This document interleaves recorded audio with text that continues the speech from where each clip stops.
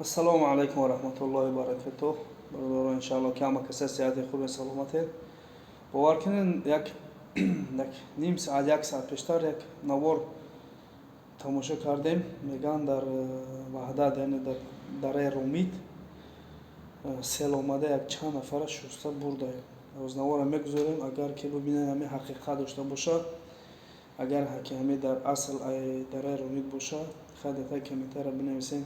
با خاطر که همین نوار در همه جا پخش شده. چند برادر در نزدیکی ما هستن، خطی ما کار میکنن و یا از رومید هم میگه این خیلی جا در رومید نیست.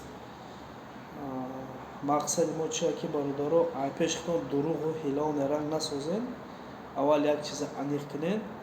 به هر نوار را میگذارم که تماشا کرده بینین، بعد در کامنتر اتویچ با ما بنویسین. خداوند یار مددگارتون باشه. بلای سیل باز بینید همه را بردی نکازل نگاه موشی بگیرش بالا برو برو نیره تلفونی کیا ما برو یعنی بالا برو یعنی گرنی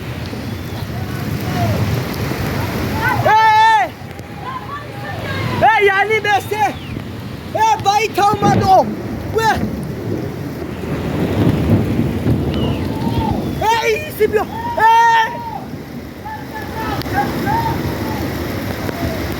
برو ایسی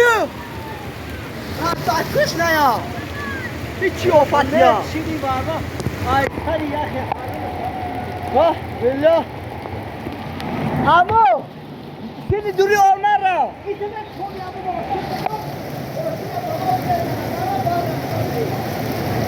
همین تا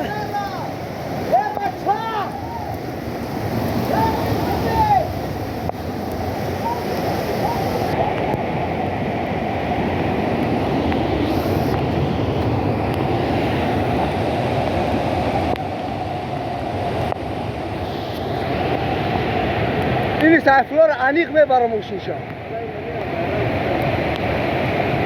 و بلا گلی برا هواز که اونا و بلا در دروش اونا همه بلا همشون در دروشون بود با خدانا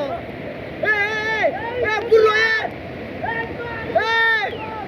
بالا برو بالا برو باید همه کنه وای بالله باشی تمه برا امو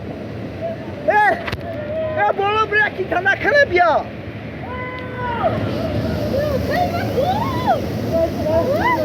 ای نه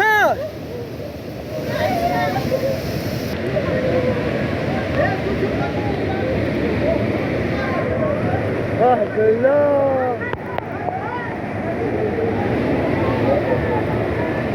اما نرب